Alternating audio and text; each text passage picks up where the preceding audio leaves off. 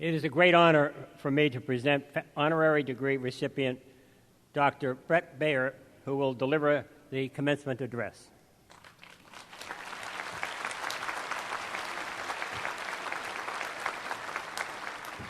Thank you, Jim. Father Mackin, very distinguished faculty, trustees, staff, loving parents, grandparents, family, friends, and above all, you, the graduates of Mount St. Mary College, class of 2011.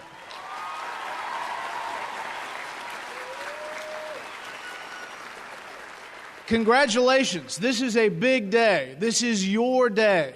Enjoy it. Thank you for letting me share in some of your excitement. And while this is all about you, and it is, I have to say, for my first commencement address to now and forevermore be known in my household as Commencement at the Mount, that's pretty cool in my book. It has a nice ring to it. Commencement at the Mount. Thank you for that. I truly celebrate your accomplishments. Think about it. Now, on average, and this is an average because some of you are on a longer plan, but on average, you have been in school for 3,080 days of your life. 3,080 days. That's roughly 21,560 hours, or 1,293,600 minutes. And they told me there'd be no math. Now, 3,080 days, that's longer than the Civil War lasted. That's longer than World War I. It's longer than World War II. It's longer than the Korean War. It's longer than the Iraq War has currently lasted.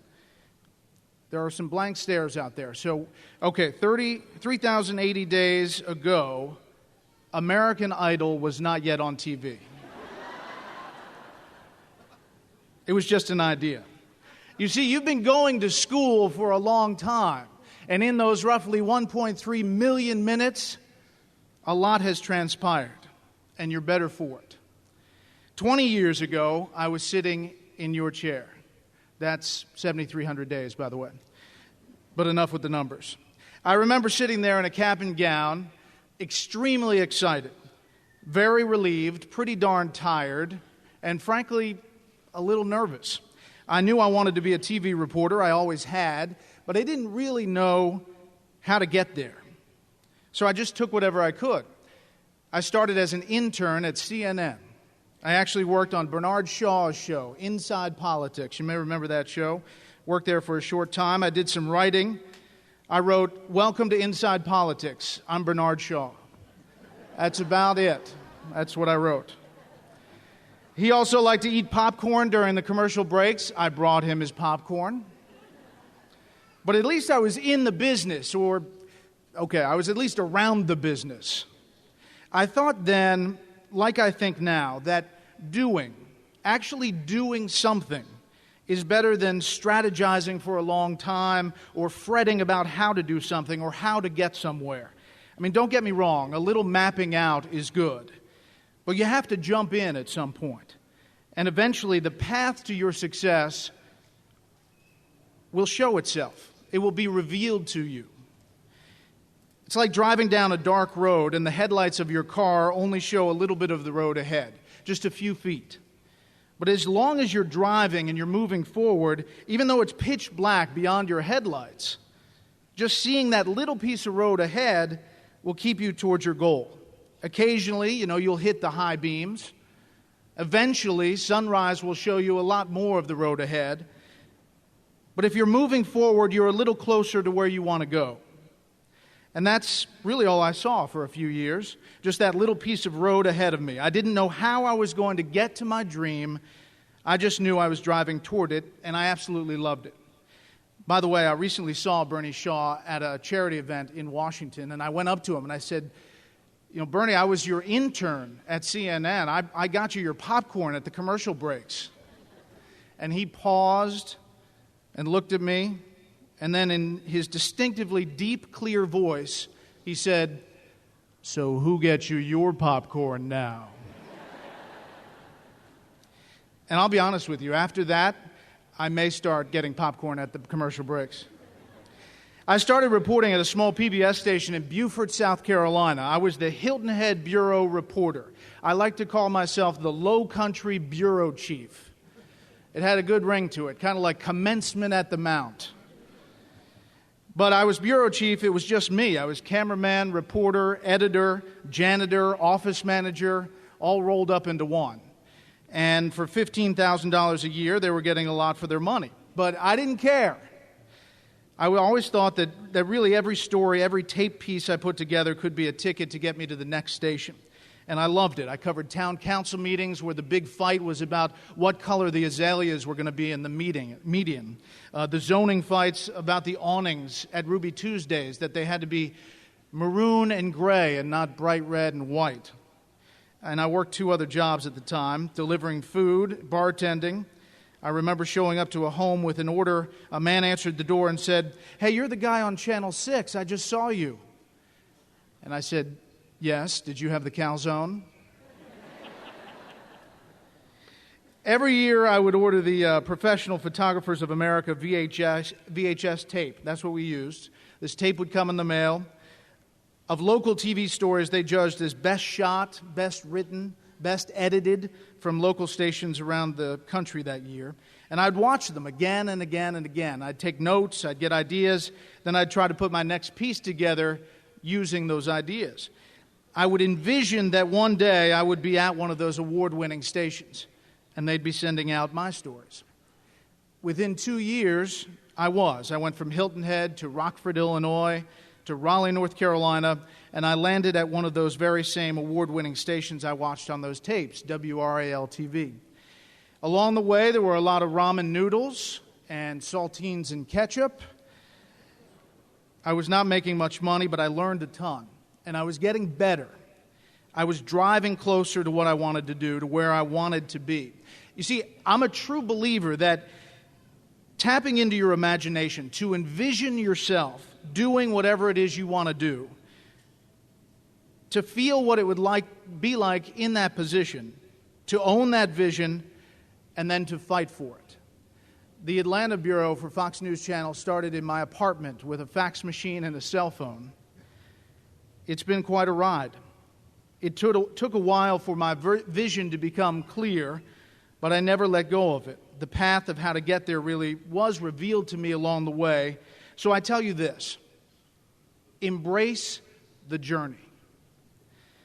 To graduate with a college degree in the United States of America is at any time, in any area of concentration, in simplest terms, a blessing.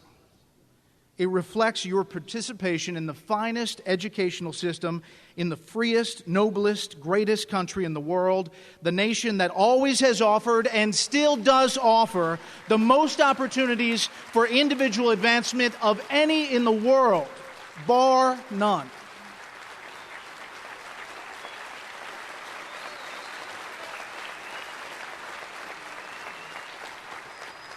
That said, this is a difficult and challenging time. We all know that. It's a challenging time in which to find yourself a fresh college graduate. Ours is an age of transition, one where the future, its shape, our modes of living, of earning a living, have never been more susceptible to rapid and dramatic change, and not all of it is pleasant. In such a climate, to leave college with that diploma in hand and those hopes in your heart is a daunting thing. I get that. Which industries will still exist in a decade? Which companies? Which graduate schools? But what you can believe in, to borrow a phrase, is hope and change. Now, not the hope and change of any campaign slogan, but the hope and change that is distinct to young people like yourselves, the people who change the world every generation or two, just as the irrepressibly brilliant fathers of the digital revolution did 4 decades ago. Another of the blessings you possess is your youth, your innate taste for change. If, in short, there is anybody who can ride these sometimes daunting tidal waves of change in our digital era to fun and profit, enlightenment and positivism, it is you, our young people. Because hope beats in your hearts and change is yours for the making. I will leave you with this story, a story that has really changed my life and given me perspective. My son Paul is almost 4 years old. When he was born, he was given a clean bill of health. But a nurse noticed he was starting to turn pale the first day in the hospital. Testing on his heart revealed that he was born with 5 serious congenital heart defects. He needed emergency open heart surgery within days, or he would die. So after having our first son, we went from the highest of highs to the lowest of lows. You can imagine that. Paul went into surgery a few days later, an 8-hour surgery. The surgeon said it was one of the most complicated and longest surgeries he'd performed, and he does roughly 200 surgeries every year. He retooled the way my son's heart works. He reconfigured a heart the size of a walnut, moving arteries only as thick as fishing line. But he did it. Immediately after the surgery, his chest was left open, covered with a clear plastic bandage. In intensive care, my wife Amy and I looked down at our son's chest and saw his walnut-sized heart beating through that clear plastic bandage. And it was a moment I will never forget. I was overcome with gratitude to God watching down over us. I was overcome with gratitude for the experience and expertise of the surgeon who performed this. But I was also paralyzed with fear and worry, wondering if that little heart was going to stop beating. It didn't. It was a very emotional time. Every nerve was frayed. I studied every monitor for every blip, and my wife Amy would try to touch Paul's skin, and she'd sing to him. At times, it seemed overwhelming. It seemed like it was too much to take. Every day was a battle in the cardiac intensive care unit. But we prayed together. We were surrounded by family and friends nonstop, and we comforted each other. When one was up, the other was down, and vice versa. At the end of the day, we would give each other a teary high five and say we're one day closer to bringing Paul home. Eventually, we did bring him home, and he's a little fighter. Since then, he's been through another open heart surgery, 4 angioplasties, and a stomach surgery. But you wouldn't know it if you saw him. He is very active. Sometimes we call him Dennis the Menace. He plays soccer, he loves school, and he's doing great. It doesn't get any easier, and we'll have more procedures. But with each one, we really did envision the feeling, the sight of us leaving the hospital, heading home. And we'd end each day saying we're one day closer to making that happen. Our car on that dark highway was a little closer to its destination.